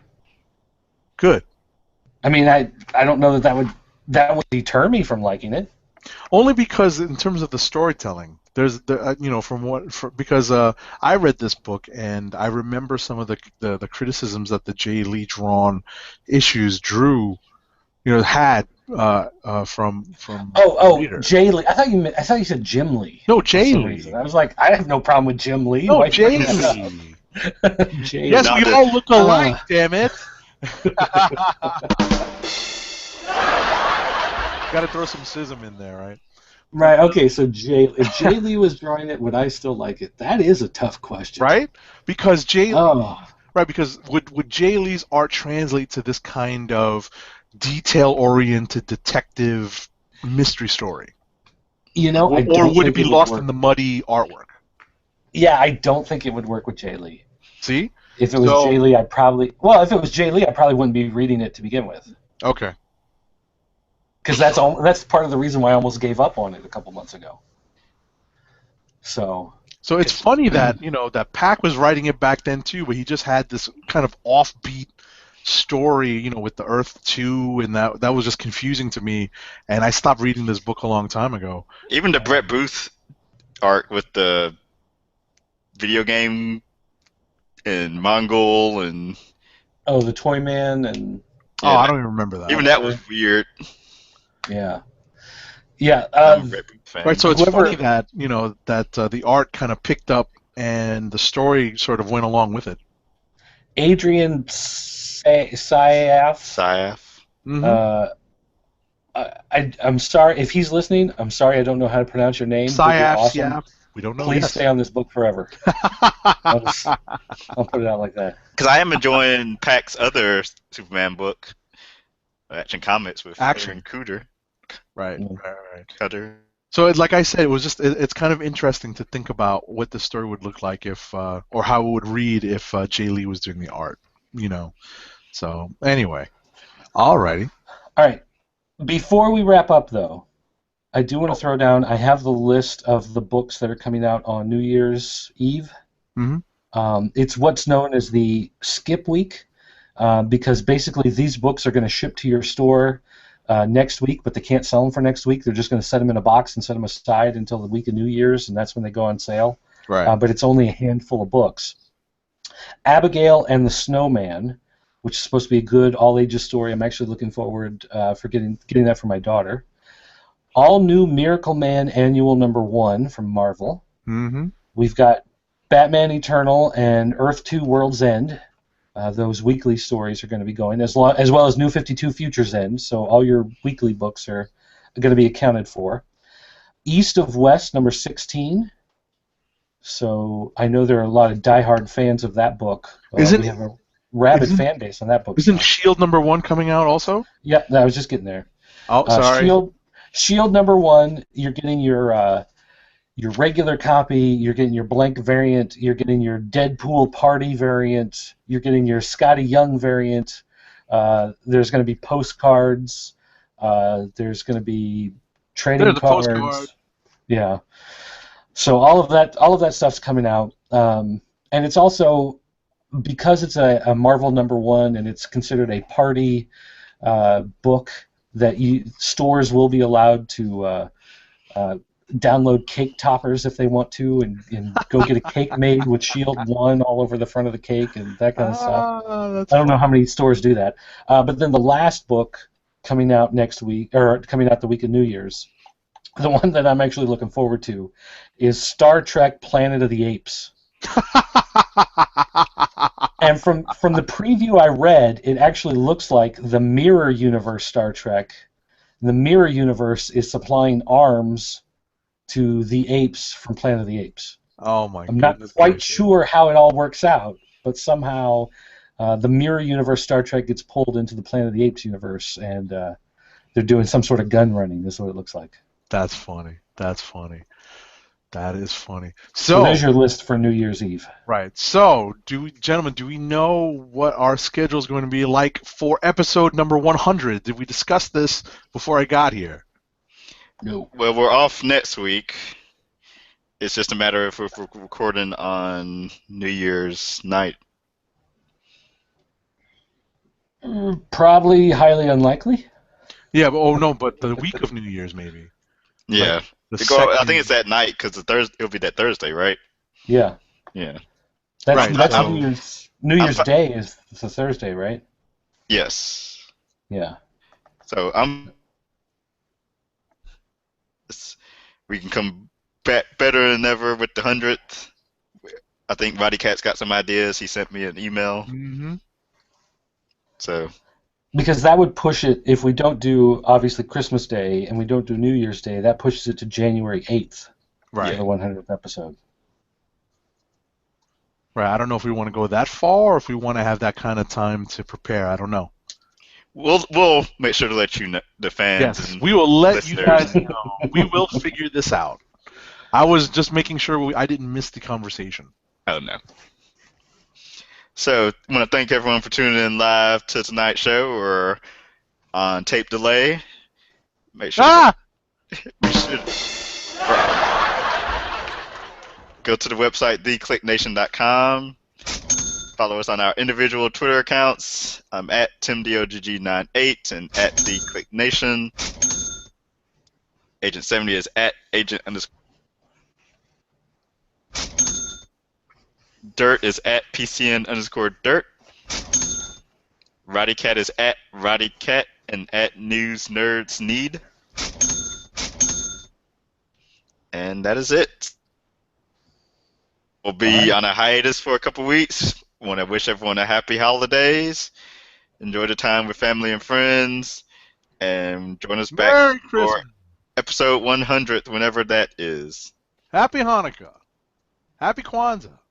We are signing off. Peace.